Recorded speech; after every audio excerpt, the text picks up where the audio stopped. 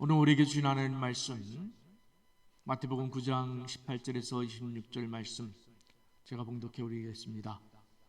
예수께서 이 말씀을 하실 때에 한 관리가 와서 절하며 이르되 내 딸이 방금 죽었사오나 오셔서 그 몸에 손을 얹어 주소서. 그러면 살아나겠나이다 하니 예수께서 일어나 따라가심에 제자들도 가더니 12해 동안이나 혈루증으로 앓는 여자가 예수의 뒤로 와서 그 겉옷가를 만지니 이는 제 마음에 그 겉옷만 만져도 구원을 받겠다 함이라.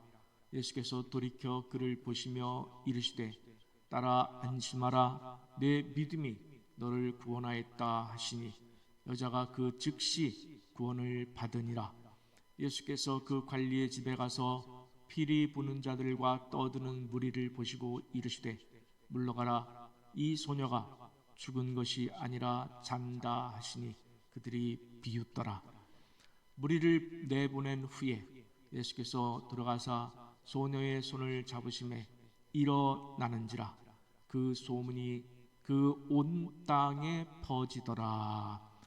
아멘. 오늘 우리에게 주신 하나님의 말씀에 아멘으로 화답하겠습니다. 아멘. 오늘 2025년 마지막 주일을 맞아 지나온 내 삶의 궤적이 과연 구원받을 만한 믿음의 궤적이었을까라는 마음이 저 스스로 들었습니다. 여러분 어떠십니까? 여러분의 믿음은 구원받을 만한 믿음입니까? 주여 주여 하는 자마다 다 천국에 들어갈 것이 아니라고 하셨고, 또 교회 안에도 알곡이 있는가 하면 가라지도 있다고 했는데 여러분의 믿음은 어떠십니까?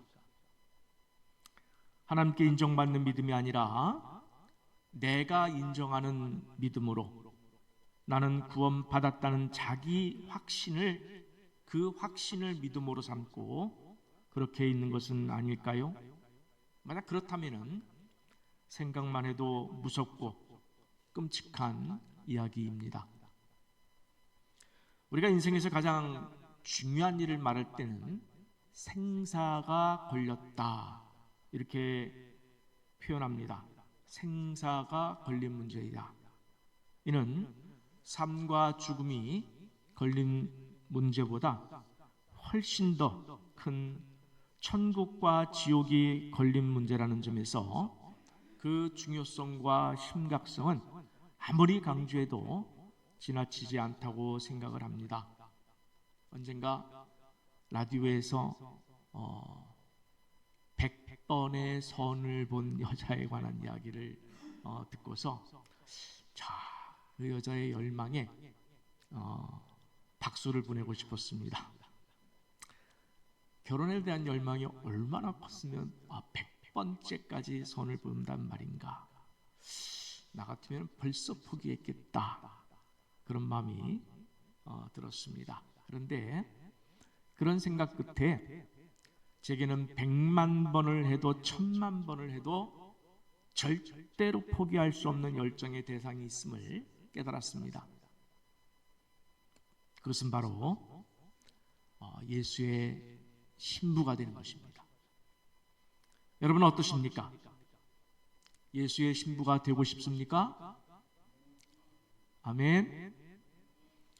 본문에는 한 관리와 한 여자가 등장하는데 이들의 상황과 신분 등을 이해하기 위해서는 마태복음 9장, 마가복음 5장, 누가복음 8장 이 공간복음서 세 복음서를 다 비교하면서 말씀을 살펴볼 필요가 있습니다.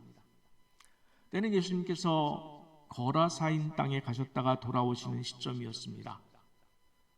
본문에 대한 누가복음을 보면은 무리가 환영하며 다 기다렸다 이렇게 되어 있습니다. 그러니까 지금 엄청난 인파가 예수님을 기다리고 있는 상황이었습니다. 그때 마태는 한 관리라고만 표현했는데 다른 복음서는 그의 이름과 지위를 회당장 야이로라고 밝혀주고 있습니다. 그가 엄청난 인파 속에서도 예수님께 다가갈 수 있었던 것은 아마도 회당장이란 높은 직분에 대한 존경심 때문에 사람들이 길을 터준 것은 아닌가. 아니면 어쩌면은 그 많은 사람들을 다 일일이 헤집고 결국 예수 앞에 도달한 것은 아닐까. 그런데 야이로가 예수를 만나자마자 예수의 발 앞에 무릎을 꿇고 엎드렸다는 사실입니다. 사람들은 이 갑작스러운 광경에 많이 놀랐을 것입니다. 아마도 회당장이라고 한다면 예수님보다 나이가 훨씬 많았을 것입니다. 인생의 경륜도 많았을 것입니다. 그리고 예수님께서 떠오르는 선지자라고는 하지만 상대는 유대인 사회에서 인정받는 회당장이었습니다. 종교 지도자였습니다. 그런데 그가 예수님의 발 앞에 그냥 엎드렸다는 사실입니다. 이것은 그의 마음을 엿볼 수가 있습니다. 인생의 절박한 문제 앞에서는 자기가 가진 세상의 그 어떤 가치나 지위나 이름이나 다 소용없다. 다 소용없다는 거예요. 오직 그 인생의 절박한 문제만이 이 회당장을 사로잡고 있었습니다. 그리고 그가 예수님 앞에 놀라운 말을 합니다. 내 딸이 방금 죽었습니다. 내 딸이 방금 죽었습니다. 그런데 오셔서 그 몸에 손을 얹어 주소서. 그러면 살아나겠나이다. 여러분 놀랍지 않습니까? 이미 죽었습니다. 그런데 당신이라면 살릴 수 있습니다. 먼저 두 가지로 살펴보겠습니다. 첫째, 회당장 야이로는 사회적인 신분과 체면, 또 인간적인 높음에서 오는 교만함 등 그를 둘러싸고 있는 그가 입고 있는 모든 옷을 벗어버렸습니다. 내려놓았습니다. 무엇을 위해서요? 예수님을 만나기 위해서. 예수님을 인격적으로 만나기 위해서라면 세상에 가지고 있는 모든 가치관을 다 포기하고 버리고 그만한 가치를 느꼈습니다. 둘째로 회당장은 예수님에게 가져오는 문제의 한계를 정하지 않았다는 사실입니다. 우리는 주님 앞에 나올 때에 이런 것도 기도해도 되나? 이런 것도 주님이 하실 수 있을까? 라고 하는 그 문제의 한계에 부딪혀서 무릎 꿇는 것조차도, 기도하는 것조차도 포기하는 그런 경우가 많은 것 같습니다. 그러나 야이로는 그러지 않았습니다. 그에게는 문제의 한계가 없었습니다. 이미 죽은 자까지 주님이면 살리실 수 있습니다 라고 했습니다. 집으로 가는 중에 회당장의 집에서 사람이 달려옵니다. 회당장님, 당신 딸이 이미 죽었나이다. 피리 부는 자들이 왔다는 것은 이미 장례식을 준비한다는 이야기입니다. 죽었습니다. 그러니 더 이상 예수가 가실 필요가 없습니다 라고 말합니다. 그러나 예수께서 야이로를 따라서 집으로 들어가십니다. 그리고 말씀하십니다. 죽은 것이 아니라 잔다. 정말 죽지 않고 자는 것일까요? 아니죠. 예수님께서는 그를 일으켜 살리실 것을 아셨기에 죽은 것이 아니라 잔다 라고 말씀하시자 사람들이 다 비웃었습니다. 이것은 참 중요한 대목이에요. 비웃었어요. 그 이유에 대해서 누가복음은 그들이 그 죽은 것을 아는 고로 비웃었다고 그랬어요. 아는 고로. 여러분 성경을 볼 때에 단어 하나에 큰 의미가 담겨 있는 때가 참 많습니다. 그들이 그 죽은 것을 안다는 거예요. 자기가 안다는 거예요. 그래서 예수를 비웃었어요. 이렇게 누구도 예수님을 죽은 자를 살리실 수 있음을 믿지 않았지만은, 그러나 그 가운데 단 한 명, 회당장만큼은 기대했고 믿었고 열망했다는 말씀입니다. 사람들은 예수님을 믿는다고 하면서 자기가 아는 지식과 가치관, 그리고 계산과 계획 등을 포기하려 들지 않습니다. 고수하려고 합니다. 다른 사람에게 강요합니다. 그것이 전부이냐? 그렇게 살아가려고 합니다. 이는 하나님을 믿는다고 하면서 하나님의 팔, 다리를 다 자르고 그냥 자기가 마음에 드는 부분만 골라서 하나님을 믿는 것 같은 그런 것은 또 아닐까요? 여러분의 하나님은 어떤 하나님입니까? 하나님이 온전해서 그 온전하신 하나님 앞에 엎드리십니까? 아니면 하나님의 이 부분은 싫고 이 부분 말씀은 싫고 하는 그런 판단을 내리십니까? 우리 신앙에 너무나 중요한 이야기예요. 여러분, 분명히 고백해야 합니다. 예수님은 우리의 보는 것 너머에 계심을 믿으시기 바랍니다. 내가 보는 것 너머에 계십니다.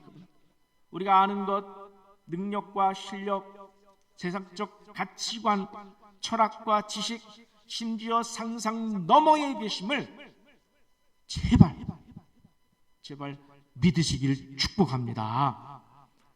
여러분, 믿으세요. 함께 예레미야서 32장 17절 말씀을 보겠습니다.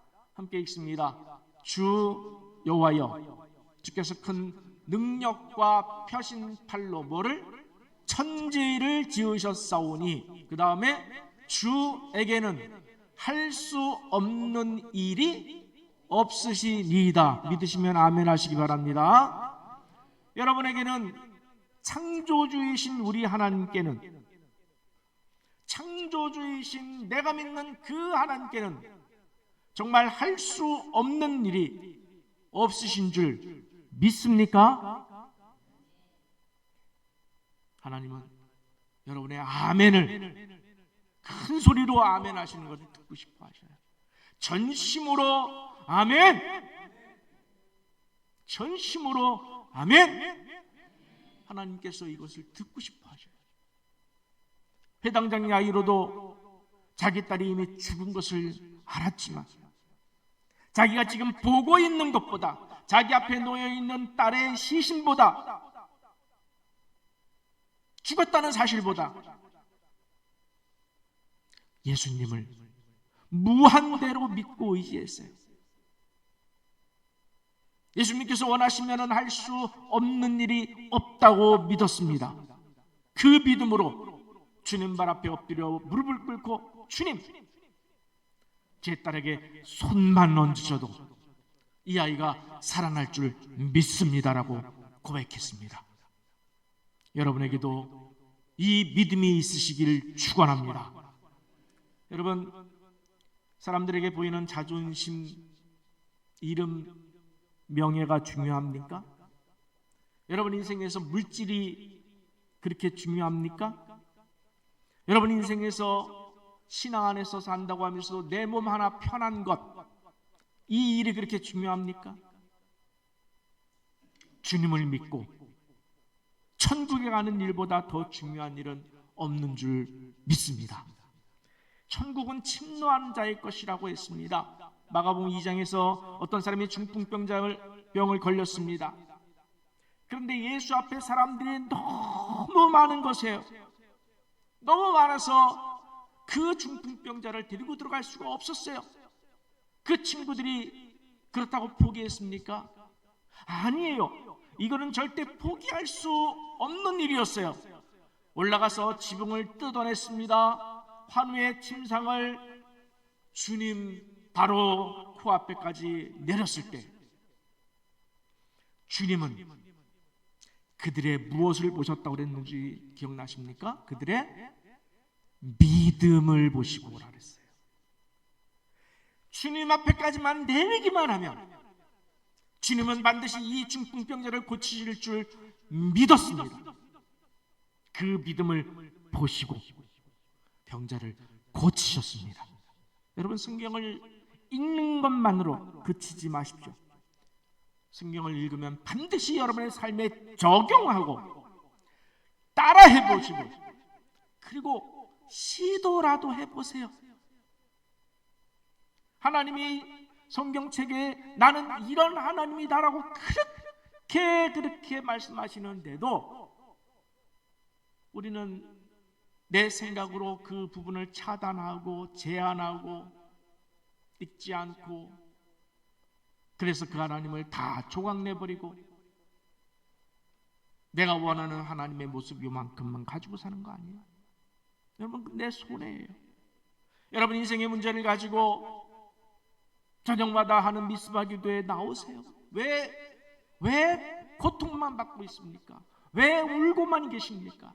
왜 속으로 끓탕만 하십니까? 왜 그 문제만 붙들고 아파하십니까? 새벽에도 나오세요. 아무 때나 나오세요. 아무 때나 주님의 이름을 부르짖기만 하면은 그분은 지금도 여러분에게 응답할 준비가 되어 있는 줄 믿습니다. 그냥 자기만 보고 자기가 아는 것만으로 하나님을 가둬두지 않으셔야 합니다. 성경은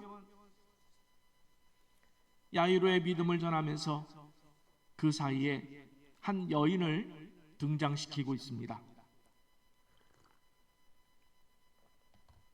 그 여인은 자그마치 12년이나 혈루증으로 고생하던 여인이었습니다.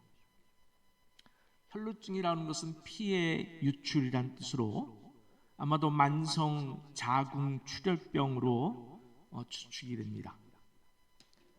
함께 마가복음 5장 26절을 한번 같이 읽어보겠습니다. 많은 의사에게 많은 괴로움을 받았고 가진 것도 다 허비하였으되 아무 효험이 없고 도리어 더 중하여졌던 차에.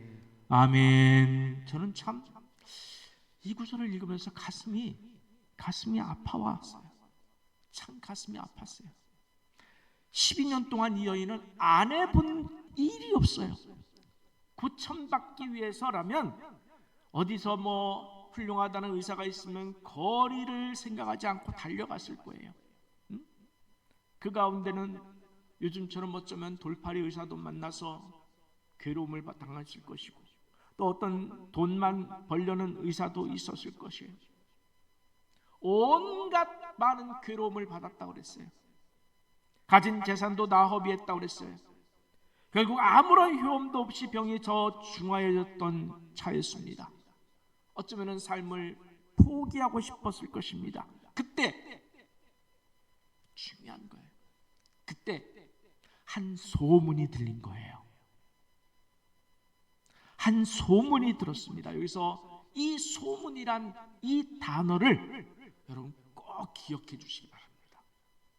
사실 마태는 혈루증 여인에 대해서 간략하게 기록하면서 소문이란 단어를 쓰지 않았습니다만, 마가복음 5장 27절은 예수의 소문을 듣고 무리 가운데 끼어 뒤로 와서 그의 옷에 손을 대니 라고 기록해주고 있어요.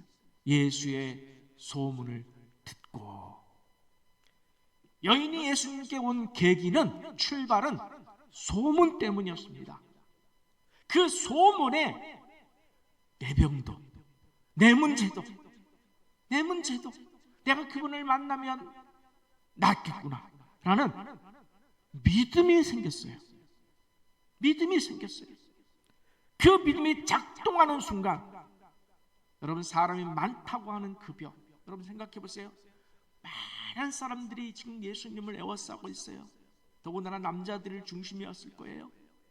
그 사람들이 많다고 하는 그 압박감, 그 벽도. 율법에 보면 혈루증은 부정하여 사람들을 피해야 해요. 그러나 그 선입견조차도, 그 높은 벽도, 그 어떤 벽도 다 뛰어넘었다는 사실입니다. 여러분, 우리는 믿음의 결단 앞에 섰을 때 무엇 때문에 막혀서 여러분 주저앉고 계십니까? 여러분 한번 돌아보세요. 나도 목사님 말씀처럼 내가 오늘 믿음의 결단을 해야 되겠다. 내 인생 가운데 이 부분에서 하나님께 정말 원하시는 대로 내가 결단해야 되겠다. 내가 헌신해야 되겠다. 내가 바꿔야 되겠다라고 그렇게 결단했건만 저 문을 나가면 무엇 때문에 막혀서 또 주저앉으셨습니까? 올 한 해도 극복하지 못한 그 믿음의 방해 요소가 아직도 여러분을 올가매고 있는 것은 아닙니까? 아직도 막혀 있는 것은 아닙니까? 아직도 여기 조금만 더 가면 예수님이 계신 곳 거기까지 가지를 못하고 막혀서 그분을 만나지 못하고 그저 눈으로만 보고 있는 것 아닐까요? 무엇 때문에? 도대체 무엇 때문에 예수님께 온전히 안기질 못하고 계십니까? 자신을 돌아보세요. 그 무엇? 그게 뭐라고? 그게 뭐라고? 그게 무슨 가치가 있다고? 그게 무슨 가치가 있다고? 주님을 기쁘시게 하는 믿음과 견주어 볼 때 그게 무슨 가치가 있어요? 내가 주님을 만나는 일에 그까짓 게 무슨 가치가 있다고? 그 앞에 막혀서 그 벽을 뛰어넘지 못해서 여전히 주님을 울게 하고 있고 주님을 슬프게 하고 있고 주님을 안타깝게 하고 있는 집을 나간 탕자처럼 그렇게 살고 있는 것은 또 아닐까요? 우리는 이미 좋은 소문을 들었어요. 혈루증 여인처럼 좋은 소문 들었습니다. 무엇을 들었습니까? 우리는 복음을 들었습니다. 우리의 불치병을 고칠 수 있다는데 뭘 주저하고 무엇이 아깝고 누가 방해한다고 멈추겠느냐는 말씀이에요. 내 인생의 불치병에 지옥에 갈 운명이만 고칠 수만 있다면, 내가 정말 지옥에 갈 운명만 고칠 수 있다면 여러분 무엇을 망설이겠습니까? 들었잖아요. 복음을 들었잖아요. 그러면 천국과 지옥이 있고 내가 온전히 주님에 대한 믿음이 없다면, 맡김이 없다면 내 믿음은 어쩌면 가짜일 수도 있다는 그 절박함에 우리는 다시 한번 뛰어넘어 온전한 믿음으로 향해야 될 줄 믿습니다. 세상 사람들도, 여러분 세상 사람들도 보세요. 어디 가면은 용한 점쟁이가 있대. 그러면 아무리 벌어도 가잖아요. 찾아가잖아요. 우리에겐 그만한 열정도 없을까? 저는 그렇게 생각해요. 우리에겐 그만한 열정도 없을까? 죽은 육신을 끌어안은 채, 이건 소망 없는 육신을 끌어안은 채, 삶을 끌어안은 채, 이건 믿는 것도 아니고 안 믿는 것도 아닌 것처럼 보이는, 그렇게 또 한 해를 살아온 것은 아닐까? 목회자로서 참 여러분에게 축복하고 싶고 여러분과 함께 천국 가고 싶은데 또 일부는 이렇게 살고 있는 것은 아닐까? 우리 한번 계시록 3장 16절을 한번 같이 봉독하겠습니다. 제가 참 두려워하는 말씀이에요. 함께 있습니다. 내가 이같이 미지근하여 뜨겁지도 아니하고 차지도 아니하니 내 입에서 너를 토하여 버리리라. 아멘.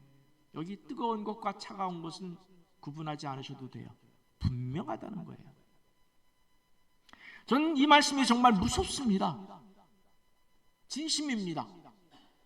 저는 이 말씀이 진심이에요. 무서워요. 그래서 제가 알고 있고 할 수 있는 만큼은 다 하려고 노력합니다. 때론 저도 힘들어요. 때론 쉬고 싶어요. 저녁이면 그래도 미스바 기도회에 나오고, 그래도 성경책을 열고, 그래도 하나님의 뜻을 붙잡고 그 뜻대로 살려고 몸부림칩니다. 하나님께서 주시는 마음이 있으면 물질을 흘려 보냅니다. 우리 애들 생각나더라도 이 물질이면 우리 애들 어떻게 해줄 수도 있겠는데, 참 좋은 거 해줄 수도 있겠는데 라는 생각이 들 때가 있어요. 그러나 하나님께서 주신 마음이 있어요. 그러면 기쁨으로 흘려 보냅니다. 왜요? 저에게는 저 말씀이 있기 때문에 그래요. 너를 토하여 버리리라. 네가 똑바로 하지 않으면 너를 토하여 버리리라. 저는 이 말씀이 너무 무섭기 때문이에요. 여러분, 안 무서우세요? 저 말씀이 안 무서우세요? 더 무서운 말씀 보겠습니다. 고린도전서 9장 27절, 바울의 고백입니다. 여러분, 바울이 이 고백을 했다는 건 놀라운 얘기예요. 시작. 내가 내 몸을 쳐 복종하게 하면 내가 남에게 전파한 후에 바울 자신이 도리어 버림을 당할까 두려워함이로다. 아멘. 그 훌륭한 신앙인 전도인 바울이 어디 저런 말씀을 하리라고는 상상이나 했겠습니까? 그 훌륭한 신앙인 바울이 자신의 믿음과 신앙에 끝없이 채찍질하는 이유는, 자신의 신앙에 끝없이 채찍질해요. 깨어있으라 채찍질합니다. 그 이유는 내가 남에게 복음을 전해놓고 도리어 나 자신은 복음대로 살지 않아 부족해서 버림을 당할까 라고 하는 두려움 때문이라는 거예요. 두려움이 있다는 거예요. 바울은 뭐 천국은 따는 당상이야 이런 자세로 살지 않았어요. 끝까지, 마지막까지 경주자의 자세로. 100m 달리기 선수가 마지막 피니시 라인 전까지 다른 생각 합니까? 안 해요. 마지막 피니시 라인 들어갔을 때 쉬는 거예요. 그런 자세로 바울이 하나님을 만나고 있다는 거예요. 제게도 이 말씀이 주는 두려움이 큽니다. 아니, 무지무지 큽니다. 여러분에게는 이 두려움이 와닿지 않습니까? 좀 와닿았으면 좋겠어요. 아, 나는 천국 따는 당상이야 이렇게 생각하시는 분이 계실지 모르겠지만, 또 믿음 좋으신 분들도 계시겠지만, 저는 아니라고 생각해요. 마지막 호흡이 닿을 때까지도 긴장을 늦추지 않아야 돼요. 깨어 기도하며 내가 주님 앞에 바로 서고자 몸부림치면서 그분의 마음을 기쁘시게 해드리고 싶어요. 마지막 호흡까지도 그분의 마음을 기쁘시게 해드리면서 우리가 이 땅을 살아가는 것이 우리의 사명인 줄 믿습니다. 여인이 예수님의 겉옷에 손을 대자마자 어떻게 됐습니까? 병이 나았습니다. 여인도 깨달았고 예수님도 아셨습니다. 누가 내 옷에 손을 대었느냐? 마가복음 5장을 보면은 예수께서 여인에게 이렇게 말씀하십니다. 딸아, 무엇이? 내 믿음이. 여러분, 성경을 볼 때 이런 단어들이 와 닿아야 돼요. 야, 이 여인 참 좋겠다. 이 여인 참 부럽다. 내 믿음이. 지금 누가 말씀해 주시는 거예요? 예수님께서 말씀해 주시는 거예요. 예수님께서 인정해 주시는 거예요. 내 믿음이 너를 구원하였으니 평안히 가라. 내 병에서 놓여 건강할지니라. 여러분, 여러분의 자신을 한번 좀 이렇게 가리키면서 좀 이 여인이 되어서 한번 좀 주님의 말씀을 좀 듣고 싶습니다. 저도 듣고 싶습니다. 우리 한번 같이 주님의 말씀을 내 스스로에게 한번 해보겠습니다. 시작.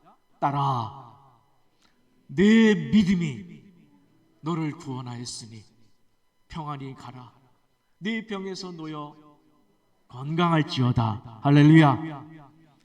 여러분, 이 예수님께서 내게 이런 믿음의 인정을 주신다면 얼마나 좋겠습니까?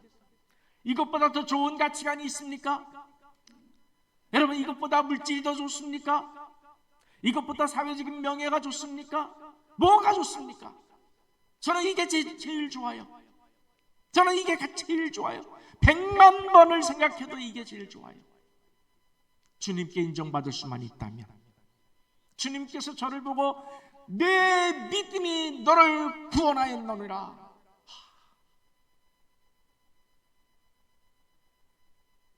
제 인생을 걸고 모든 것을 걸고 이 한마디를 듣고 싶어요. 이 한마디를 듣고 싶어요. 매일 듣고 싶어요. 죽는 날까지 듣고 싶어요. 마지막 호흡, 마지막 순간, 그 순간에 하빈아, 내 믿음이 너를 구원하였노라. 얼마나 좋을까요? 하나님, 헛된 인생 살지 아니하고 믿음으로 잘 살아내게 해주셔서 감사합니다. 이렇게 고백할 수 있는 내 마지막이 되었으면 좋겠어요. 여러분, 왜 야이로의 딸을 살려내는 일 사이에 이 여인의 이야기를 기록해 놓았을까요? 바로 이것입니다. 야이로의 믿음이 헛되지 않을 것이라는 사실을 혈루증 여인의 치유를 통해서 보여주고 계신 거예요. 보여주고 계신 거예요. 그런데 그 과정을 지켜본 사람들이 말합니다. 그 과정을 지켜본 사람들이에요. 뭐라고 했습니까? 아이가 죽었으니 이제 예수님을 더 괴롭히지 마소서. 혈루증 여인이 낳은 것을 보고도 예수님의 능력을 믿지 않았습니다. 우리는 이 말씀을 늘 들으면서도 읽으면서도 이 말씀에 나오는 하나님의 능력과 예수 그리스도의 능력을 믿지 않는 것은 아닐까요? 그분의 뜻을 의심하고 있는 것은 아닐까요? 오늘 이 해가 다가기 전에 내가 진짜 예수를 믿고 있는 게 맞는가? 이 말씀을 믿고 있는 게 맞는가? 나 스스로에게 점검할 수 있는 그런 마지막 주일이 되었으면 좋겠습니다. 마저 끝부분을 말씀드리고 결론을 말씀드리겠습니다. 예수님께서 죽은 야이로의 딸을 살리셨습니다. 그리고 마가복음과 누가복음에는 예수님께서 이런 말씀을 하십니다. 이 일을 아무에게도 알리지 말라. 그들에게 많이 경계했어요. 절대로 아무에게도, 누구에게도 말하지 말라. 네 부인에게도, 네 아내에게도, 자식에게도 말하지 말라. 아무에게도 말하지 말라. 아직 때가 이르지 않았다. 그런데 오늘 읽은 마태복음 6장 26절에 어떻게 기록하고 있습니까? 그 소문이 그 온 땅에 퍼지더라. 저는 이 부분이 굉장히 좋아요. 여러분 한번 생각해 보세요. 예수님께서 죽은 야이로의 딸을 다시 살려냈다고 하는 이 이야기가, 이 엄청난 이야기가 아무에게도 알리지 마라, 그렇게 해서 감춰질 수 있는 이야기입니까? 아니에요. 이 소문이 온 땅에 퍼졌습니다. 온 땅에 퍼졌습니다. 여러분, 오늘 제가 여러분에게 말씀드리고 싶은 핵심은 바로 이것입니다. 바로 이 소문이, 야이로의 딸이 살아났다고 하는 이 소문이, 혈루증 여인, 12년 된 여인이 살아났다고 하는 이 소문이, 이것이 복음이 되어서 오늘 2025년도를 살아가는 오늘 우리에게, 나에게, 우리에게도 퍼져서 들려왔다는 사실입니다. 들었다는 사실입니다. 여러분 들었지 않습니까? 여러분 몰랐던 사람도 이제 오늘 들었지 않습니까? 혈루증 여인이 소문을 듣고 찾아왔듯이 우리에게도 이 소문이 들려왔습니다. 그래서 성경이 우리에게 묻고 있습니다. 너는 이 소문, 이 복음을 듣고 어떤 반응을 보이고 있느냐? 어떻게 생각하느냐? 어떻게 살 것이냐? 성경은 계속해서 우리에게 묻고 있습니다. 너는 어떻게 살 것이냐? 이 복음을 듣고. 하나님은 이런 분이라, 예수님은 이런 분이라는 이 소식을 듣고도 그렇게 살겠느냐? 그렇게 살겠느냐? 네가 주인 되어 살겠느냐?